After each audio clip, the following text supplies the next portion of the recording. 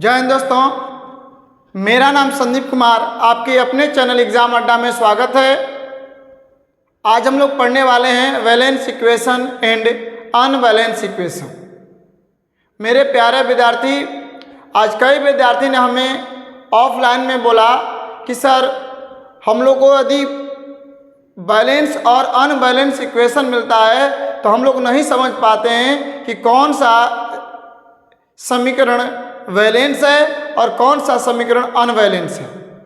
चलिए आज हम लोग प्रारंभ करते हैं उसी बैलेंस और अनबैलेंस इक्वेशन को, जो किसी भी प्रकार का कैसा भी यदि इक्वेशन मिले आप उसको देख करके डायरेक्ट उसका आंसर दे दें कि यह बैलेंस है या अनबैलेंस है, या ये यदि अनबैलेंस है तो कैसे बैलेंस में बदलेगा। ठीक है, चलिए प्रारंभ करते हैं हम लोग अपने टॉपिक को। मेरे प्यारे बच्चों, सबसे पहले नंबर आपको समझना होगा अभिकारक और उत्पाद। मेरे प्यारे बच्चों, सबसे पहले नंबर हमको समझना होगा अभिकारक और उत्पाद। अभिकारक रिएक्टेंट और उत्पाद प्रोडक्ट्स।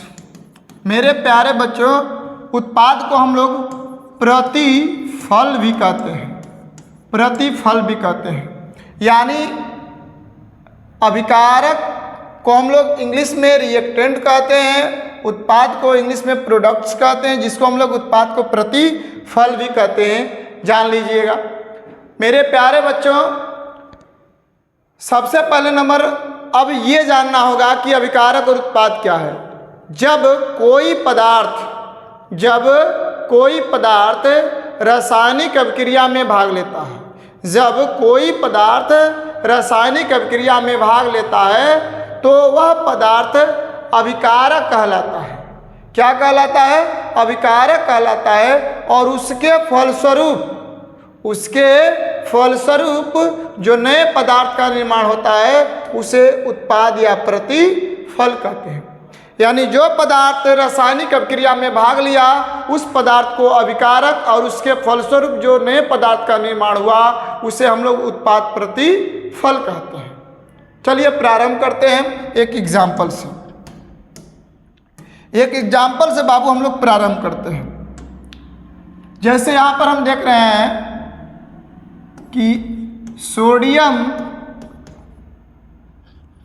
को क्लोरीन के साथ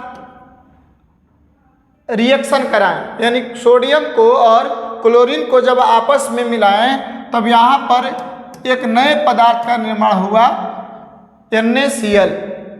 तो बाबू यहाँ पर हमने देखा कि सोडियम और क्लोरीन आपस में संयुक्त हो रहा है, तो यहाँ पर ये आपका अभिकारक होगा, और जो नया पदार्थ बना उसे हम लोग बोलते हैं उत्पाद प्रतिफल प्रोडक्ट्स। चलिए हम एक सिंपल वे में घरेलू भाषा में जानते हैं। जैसा कि आप लोग पढ़ने वाले विद्यार्थी होंगे, यदि घर से बाहर निकले होंगे तो आप लोग देहात भाषा में खिचड़ी का नाम सुना होगा। तो यहाँ पर केवल अभिक्रिया को हम बतला रहे हैं, रिएक्शन को बतला रहे हैं कि रिएक्शन में हमारा अभिकारक और उत्पाद क्या है। तो बाबू जब आप लोग खिचड़ी का नाम सुना होगा, खिचड़ी बनाया भी होगा, तो देखिए चावल, दाल, नमक, तेल, हल्दी, प्याज, जल इत्यादि को जब आपस में मिलाते हैं, तो जब इत्यादि को आपस में मिलाते हैं और उसको उष्मा देते हैं, तो ये जो प्रक्रिया है, जो प्रक्रम है, तो इसको हम लोग बोलते हैं अभिकारक रिएक्टेंट। लेकिन बाबू जब चावल, दाल, नमक, तेल, हल्दी को इत्यादि को जब आपस में मिलाते हैं और उसको उष्मा देते हैं तो एक नए पदार्थ का निर्माण होता है। क्या निर्माण होता है? तो खिचड़ी का निर्माण होता है, जिसको हम लोग अपने खाद्य पदार्थ में उपयोग में लाते हैं, प्रयोग करते हैं। तो खिचड़ी का निर्माण हुआ, तो मेरे लिए खिचड़ी का हुआ प्रतिफल उत्पाद हुआ। यानी चावल, दाल, हल्दी, नमक, तेल इत्यादि आपका बाबू हुआ अभिकारक, और उसके बाद जो नया खिचड़ी बना है उस खिचड़ी को हम लोग बोलते हैं उत्पाद प्रतिफल। चलिए हम लोग ये तो समझ लिए, लेकिन बाबू यहाँ पर हम लोग केमिस्ट्री पढ़ रहे हैं, तो केमिस्ट्री में यहाँ पर चावल दाल नमक तेल हल्दी नहीं आएगा, यहाँ पर आएगा एलिमेंट्स। एलिमेंट्स का मतलब कि आपको बतलाया गया होगा कि अभिज्ञात तत्वों में 118 तत्व हैं, जिसमें एक तत्व की और भविष्यवाणी हो चुकी है, 119 तत्व सामने आ चुका है, लेकिन वो अभी तक हम लोग जो बुक में अध्ययन करते हैं 118 तत्वों का अध्ययन करते हैं। तो मेरे प्यारे बच्चे, जो 118 तत्व है, तो 118 तत्वों का ही यहाँ पर हम लोग इक्वेशन देखेंगे, क्योंकि हम बैलेंस करने जा रहे हैं। तो यहाँ पर 118 तत्वों का ही बैलेंस करेंगे, जैसे में hydrogen helium lithium beryllium boron, आपका तमाम तरह का सोडियम पोटेशियम, तमाम तरह का जो 118 तत्व है, सबका यहाँ पर हम लोग अध्ययन करने वाले हैं।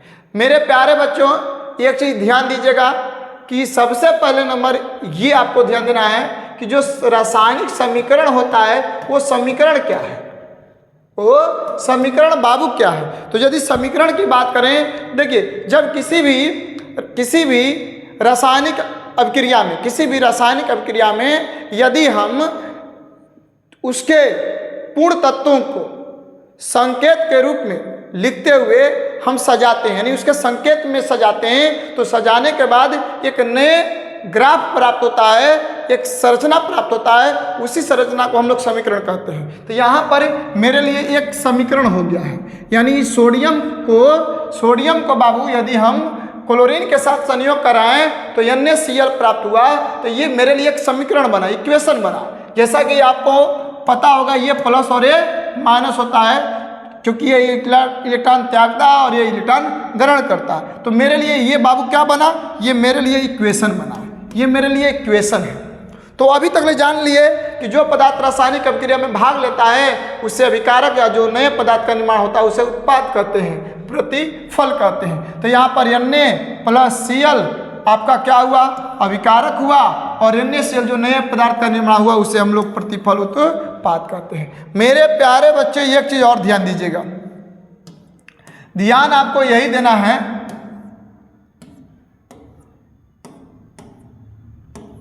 कि अभिकारक और उत्पाद के बीच तीर चिन्ह होता है। अभिकारक और उत्पाद के बीच बाबू क्या होता है, तीर चिन्ह होता है। यानी ये अभिकारक हुआ और एक का हुआ उत्पाद हुआ, इसके बीच में एक तीर होता है जो आपके सामने दिखाई दे रहा है। मेरे प्यारे बाबू, ये चीज ध्यान दीजिएगा कि तीर क्या दर्शाता है। तो तीर अभिक्रिया होने की दिशा को दर्शाता है। यानी तीर बाबू क्या दर्शाता है, तो अभिक्रिया होने की दिशा को, कि यहाँ पर अभिक्रिया प्रारंभ है, यानी अभिक्रिया क्या है, प्रारंभ है। दो अभिकारक हो या दो उत्पाद हो, दो अभिकारक हो या बाबू दो उत्पाद हो, तो उनके बीच प्लस का चिन्ह देते हैं। यानी दो या दो से अधिक उत्पाद हो या दो या दो से अधिक अभिकारक हो, तो उनके बीच किसका चिन्ह होता है, प्लस का चिन्ह होता है। जैसे एग्जाम्पल में हम लोग समझने का प्रयास करेंगे। एग्जाम्पल में बाबू हम लोग समझते हैं, जैसे आयरन पर यदि आप जल डालते हैं, आयरन पर बाबू क्या डालते हैं, जल डालते हैं, तो जा करके Fe3O4 प्लस में H2 का निर्माण होता है। मतलब कहना ये चाह रहे हैं बाबू कि जब यदि लोहे पर पानी डालिएगा तो जंग के साथ साथ हाइड्रोजन गैस निकलेगा। तो देखिए यहाँ पर अभिकारक कितने हैं, दो हैं, और यहाँ पर उत्पाद बाबू कितने हैं, तो दो हैं। दो अभिकारक के बीच में क्या चिन्ह दिए हैं, दो अभिकारक के बीच में प्लस चिन्ह दिए हैं, दो उत्पाद के बीच में क्या दिए हैं, प्लस दिए हैं। यानी मैंने ये बतलाया कि दो अभिकारक हो या दो से अधिक अभिकारक हो, दो प्रतिफल हो या दो से अधिक प्रतिफल हो, तो उनके बीच में जोड़ चिन्ह दिया जाता है। अभिकारक और उत्पाद के बीच में तीर चिन्ह होता है जो अभिक्रिया होने की दिशा को दर्शाता है। अब हम लोग थोड़ा सा अब इससे और आगे जानते हैं। हम जानते क्या है बाबू कि समीकरण। तो मैंने आपको आज यही बताने वाले हैं कि समीकरण क्या है। तो बाबू समीकरण दो प्रकार के होते हैं। समीकरण बाबू कितने प्रकार के होते हैं, दो प्रकार के। यानी कोई आपसे क्वेश्चन कर दे कि समीकरण कितने प्रकार के, तो बाबू लोग समीकरण दो प्रकार के होते हैं। पहला हो जाएगा संतुलित संतुलित समीकरण, इसको हम लोग बाबू बोलते हैं बैलेंस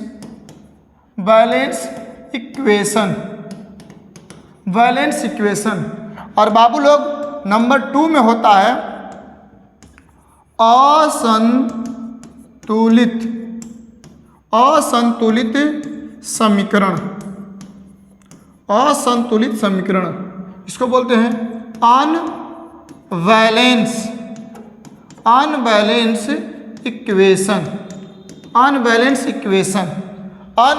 इक्वेशन।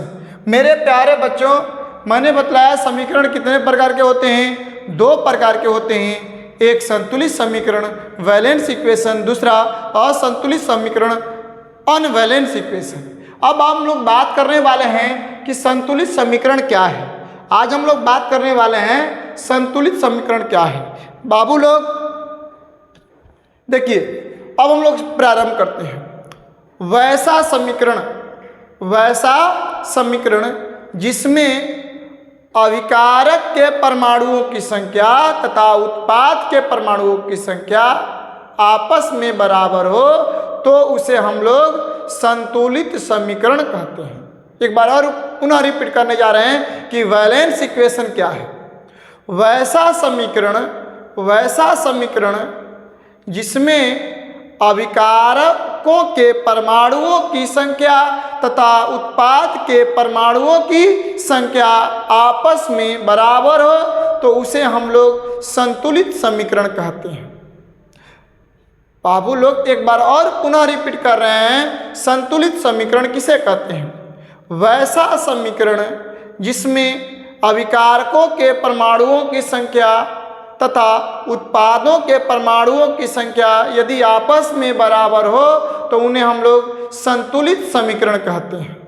चलिए एग्जाम्पल देख लेते हैं। तो बाबू अभी हमने आपको एग्जाम्पल में लिया, Na को यदि Cl के साथ संयोग कराते हैं तो संयोग करने के बाद बाबू ये प्राप्त होता है NaCl। तो बाबू लोग हम लोग क्या देख रहे हैं? यहाँ पर देख रहे हैं कि Na की संख्या बाबू कितनी है? 1, यानी सोडियम की संख्या इधर क्या है? 1 है, और बाबू इधर कितनी है? तो 1 है। क्लोरीन की संख्या बाबू बाएं तरफ कितनी है? 1 है, तो दाएं तरफ भी कितनी है? 1 है। याद रहे एक बात और, सिंपल और साधारण भाषा में, तीर के जो पाछे होता है वो अभिकारक होता है, तीर के जो सामने होता है वो आपका उत्पाद प्रतिफल होता है। एक बार और पुनः रिपीट, तीर के जो पीछे होता है वो आपका अभिकारक, तीर के जो सामने होता है वो आपका प्रतिफल उत्पाद होता है। तो बाबू यहाँ पर हम देख रहे हैं बाबू लोग कि यहाँ पर सोडियम भी 1 है, इधर भी सोडियम 1 है, यहाँ पर Cl भी 1 है, यहाँ पर भी Cl 1 है। तो इसलिए ये आपका संतुलित समीकरण है। ये क्या है? संतुलित समीकरण है। दूसरा एग्जाम्पल की बाबू बात करेंगे तो दूसरा एग्जाम्पल में हम लोग देखेंगे कि यदि हम जिंक को, किसको बाबू? जिंक को H2SO4 के साथ संयोग कराते हैं, यानी H2SO4 हम लेते हैं और उसमें जिंक को क्या करते हैं? संयोग कराते हैं, तो ये क्या करेगा? इसका स्थान ग्रहण कर लेगा, यानी ZnSO4 अब प्लस में बाबू H2 का निर्माण होगा। इसके लिए बहुत सारे रूल हैं, उस रूल को हम पढ़ाएंगे आने वाला समय में, तो आपको स्पष्ट समझ में आ जाएगा। तो बाबू लोग इसी वीडियो के लिंक में हम लोग इसी वीडियो के डिस्क्रिप्शन में हम लिंक आपके पास डाल देंगे। तो बाबू हम यहाँ पर ये देखें कि जिंक को जब H2SO4 के साथ संयोग कराएं तब जाकर के ये क्या हुआ है कि यह निर्माण हुआ ZnSO4 और प्लस में H2। अब बाबू यहाँ पर ये देखना है, कि जिंक कौगो है बाबू? तो जिंक यानी अभिकारक में जिंक कौगो है? तो अभिकारक में जिंक परमाणु की संख्या 1 है, तो उत्पाद में जिंक परमाणु की संख्या कितनी है? 1 है। अब देखते हैं अभिकारक में H की संख्या कितनी है? तो H परमाणु की संख्या 2 है, तो इधर भी इधर भी उत्पाद में भी हाइड्रोजन परमाणु की संख्या 2 है। इधर देख रहे हैं अभिकारक में सल्फर की संख्या 1 है, तो उत्पाद में भी देख रहे हैं सल्फर की संख्या 1 है। इधर ऑक्सीजन में देख रहे हैं कि ऑक्सीजन के परमाणु की संख्या 4 है, तो उत्पाद में देख रहे हैं कि ऑक्सीजन के परमाणु की संख्या 4 है। इसका मतलब कि में अभिकारक के परमाणुओं की संख्या और उत्पाद के परमाणुओं की संख्या आपस में बराबर है, इसलिए क्या है, संतुलित है। क्लियर। चलिए एक एग्जाम्पल और लेते हैं, एक एग्जाम्पल बाबू और लेते हैं। यदि तीसरा एग्जाम्पल की बात करें, कार्बन को जब O2 के साथ संयोग कराते हैं तो CO2 निर्माण होता है। क्या होता है बाबू लोग, CO2 निर्माण होता है। तो यहाँ पर देख लीजिए कार्बन की संख्या बाबू कितनी है, 1 है। तो आपका उत्पाद की तरफ भी कार्बन परमाणु की संख्या कितनी है, 1 है। इधर देख रहे हैं ऑक्सीजन के परमाणु की संख्या 2 है, तो इधर भी देख रहे हैं कि ऑक्सीजन परमाणु की संख्या 2 है, इसलिए ये क्या है, संतुलित समीकरण है। यानी आपसे कोई क्वेश्चन कर दे कि सर जी संतुलित समीकरण किसे कहते हैं, तो हमें पूर्ण विश्वास है कि आप बतला दीजिएगा कि संतुलित समीकरण किसे कहते हैं। यानी मेरे कहने का तात्पर्य है कि यदि कोई भी तत्व में यानी अभिक्रिया में, रिएक्शन में अभिकारक के परमाणुओं की संख्या उत्पाद के परमाणुओं की संख्या यदि आपस में बराबर हो तो वो आपका संतुलित समीकरण होगा। चलिए एक एग्जाम्पल और ले लेते हैं बाबू, एक एग्जाम्पल ले लेते हैं। क्या ले लेते हैं, एग्जाम्पल।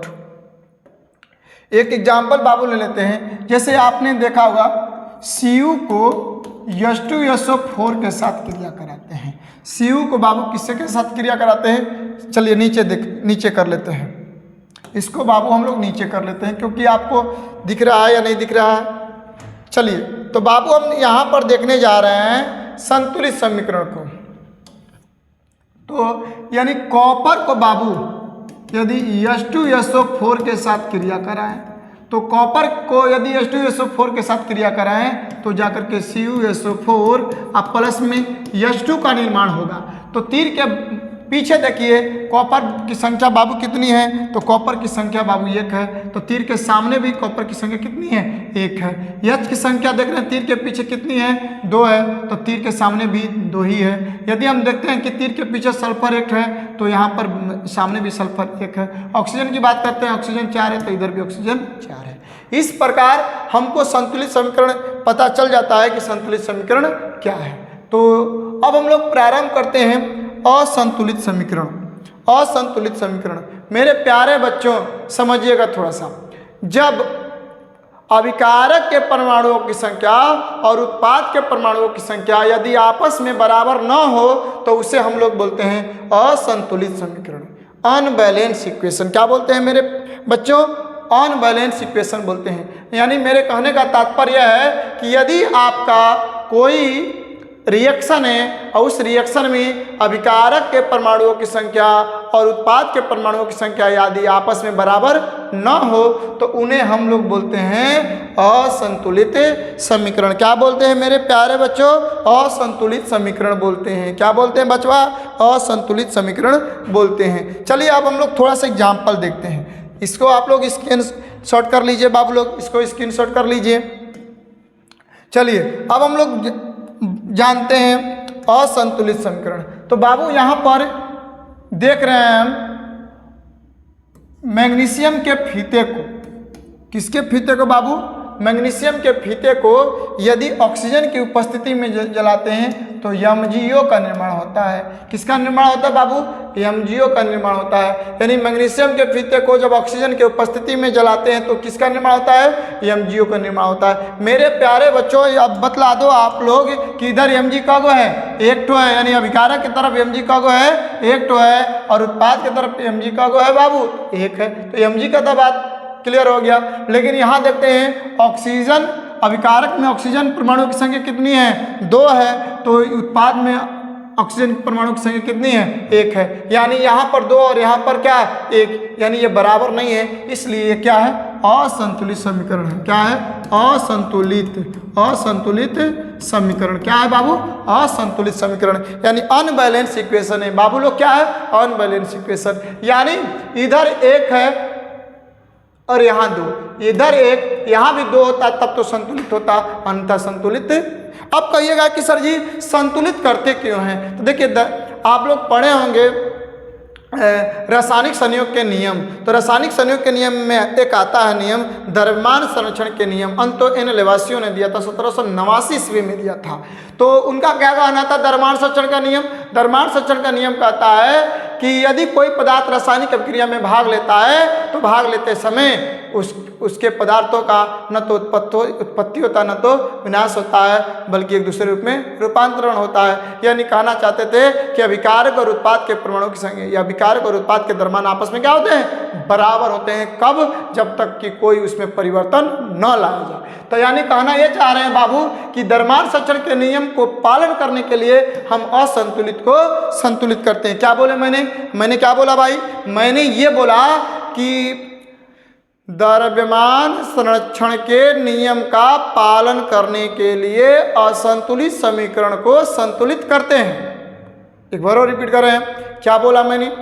ये आपको पेपर में बार बार पूछता रहता है, हमेशा पूछता रहता है। तो क्या पूछता है कि रासायनिक समीकरण को संतुलित क्यों करते हैं? तो आपका आंसर होगा रासायनिक अभिक्रिया में समीकरण को संतुलित इसलिए किया जाता है कि वो द्रव्यमान संरक्षण का नियम का पालन कर सके।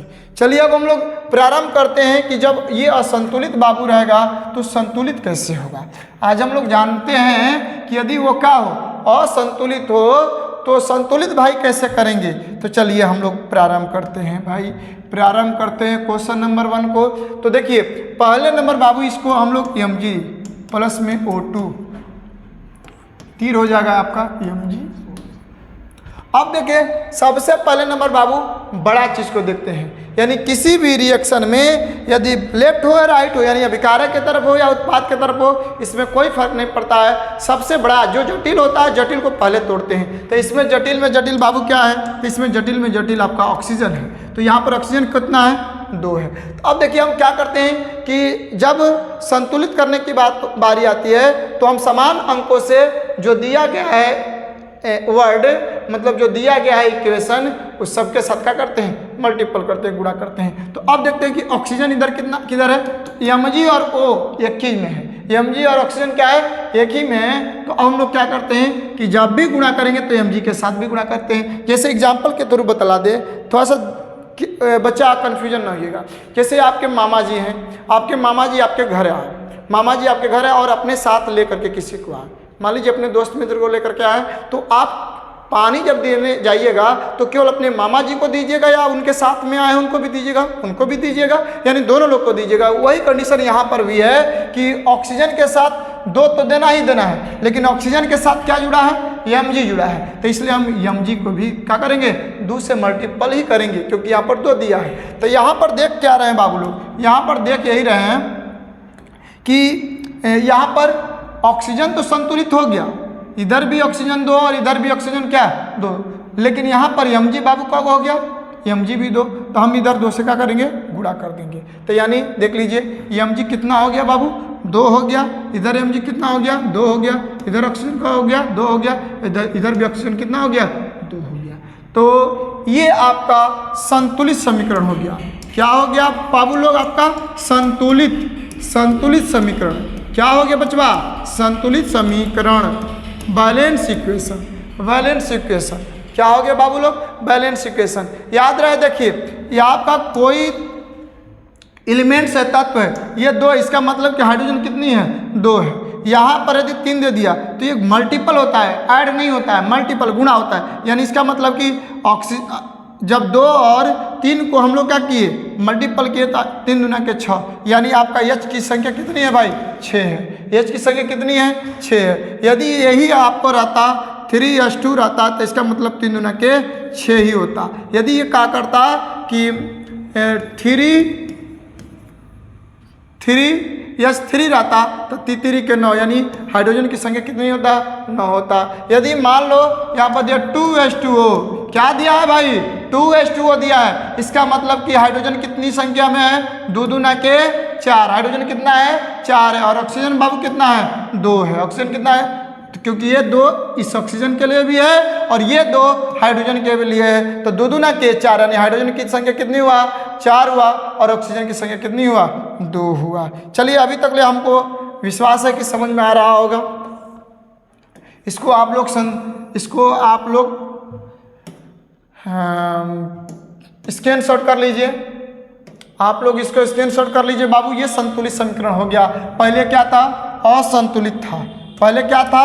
असंतुलित था, अब क्या हो गया है, संतुलित हो गया है। चलिए अब लोग थोड़ा सा और क्वेश्चन आगे की तरफ देखते हैं।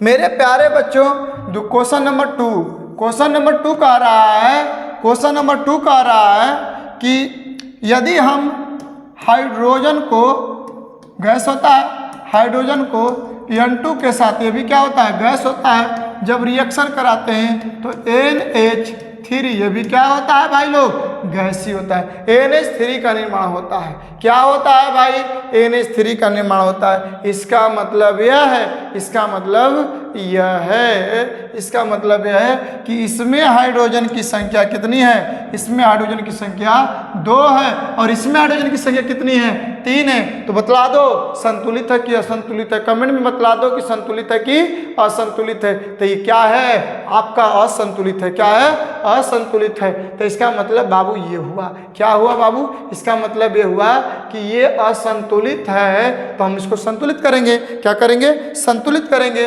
क्या करेंगे भाई, संतुलित करेंगे। तो लिखेंगे यहाँ पर H2 प्लस N2 तीर NH3। बाबू लोग ये बतलाओ इसमें सबसे बड़ा क्या है भाई, इसमें सबसे बड़ा क्या है बच्चा, इसमें सबसे बड़ा 3 है, इसमें सबसे बड़ा क्या है बाबू लोग, 3 है। तो यहाँ पर जो 3 है तो यहाँ पर H के साथ, तो हम 3 H के साथ लगा देंगे, तो 3 दूना के 6, 3 दूना के 6। तो इधर बाबू हाइड्रोजन कितना हो गया, 6 हो गया, लेकिन इधर हाइड्रोजन कितनी है, 3 ही है। तो हम ऐसे अंक से गुणा करें कि ये 6 हो जाए, तो हम यहाँ 2 से गुणा करेंगे, क्योंकि मैंने अभी मामा और मामा के साथ वाला बतलाया है कि जब भी गुणा करते हैं या पानी पिलाते हैं तो सबको पिलाते हैं, या गुणा करेंगे तो सबके साथ गुणा करेंगे। तो यहाँ पर हमारा देखिए 3 दूना के 6 और 3 दूना के 6, n का गो है, 2 गो है, इधर n का गो है बाबू लोग, 2 गो है। इसका मतलब ये अब क्या हो गया, संतुलित हो गया। क्या हो गया बाबू लोग, संतुलित समीकरण हो गया।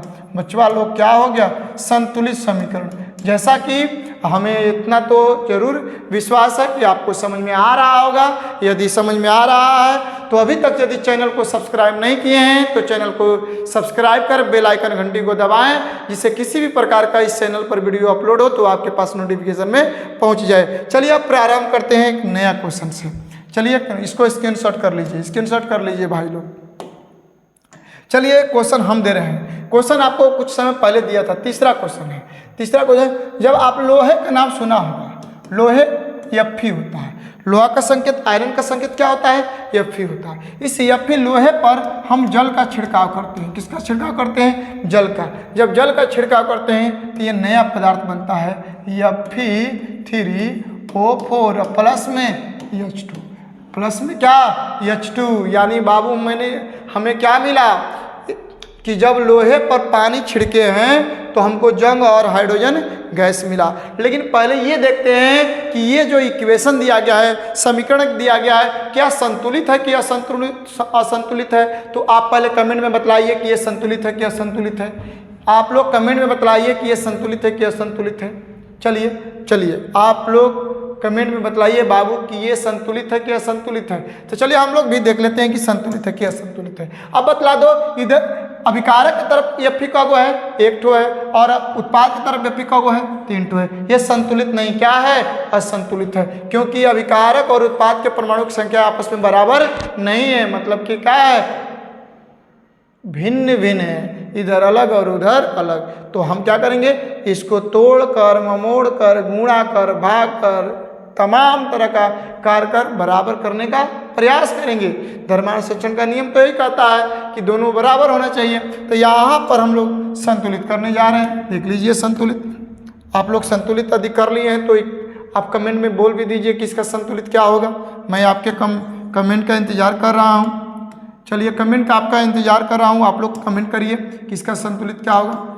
Fe प्लस में H2O तीर Fe3O4 प्लस में बाबू H2, प्लस में बाबू क्या, H2।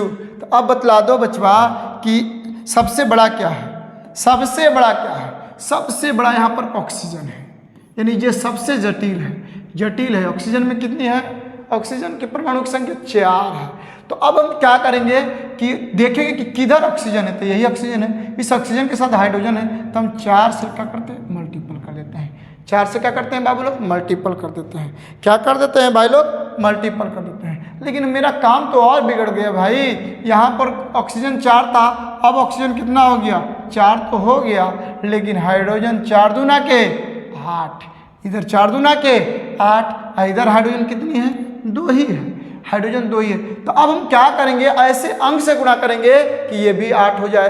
तो हमको लग रहा है कि यहाँ पर यदि 4 से मल्टीपल कर देंगे तो 8 हो जाएगा, 4 दूना के 8, यानी हाइड्रोजन कितना हो गया, 8 हो गया, इधर भी हाइड्रोजन कितना हो गया, 8 हो गया, इधर ऑक्सीजन कितना हो गया, 4 हो गया, इधर भी ऑक्सीजन कितना है, 4 है। अब लेकिन देख रहे हैं कि इधर Fe 3 गो है और इधर Fe इधर Fe 1 ठो है और इधर Fe 3 ठो है। तो अब हम लोग क्या करेंगे कि इधर 3 है तो इधर भी 3 करेंगे, बिना सोचे समझे हम 3 से यहाँ मल्टीपल कर देंगे। आप देख लीजिए आपका रिएक्शन जो है, इक्वेशन जो है 3Fe अब प्लस में 4H2O 3 Fe3O4 अब प्लस में 4H2 प्राप्त हुआ, जो ये बाबू संतुलित समीकरण है, संतुलित समीकरण है। क्या है बाबू लोग, संतुलित समीकरण। आई होप, मुझे विश्वास है कि आप लोग को समझ में आ रहा होगा। मेरे बच्चे यहाँ पर बतला दो, तू लोग बतलाओ कि इधर Fe का गो है, 3 टो है, तो इधर भी Fe का ठो है, 3 टो है। अब बतलाओ हाइड्रोजन का गो है, 4 दूना के 8, इधर भी हाइड्रोजन 4 दूना के 8। अब बतला दो ऑक्सीजन कितनी है, 4 है, यहाँ पे ऑक्सीजन 4, तो इसका मतलब कि ये क्या है, संतुलित समीकरण है। आज आप लोग को संतुलित समीकरण और असंतुलित समीकरण समझ में आ चुका होगा। मैं एक बार और पुनः रिपीट कर रहा हूँ, यदि अभी तक चैनल को सब्सक्राइब नहीं किए हैं तो चैनल को सब्सक्राइब कर बेल आइकन घंटी को दबाएं, जिससे किसी भी प्रकार का इस चैनल पर वीडियो अपलोड हो तो आपके पास नोटिफिकेशन में पहुंच जाए। आज के लिए इतना ही, धन्यवाद। जय हिंद, जय भारत।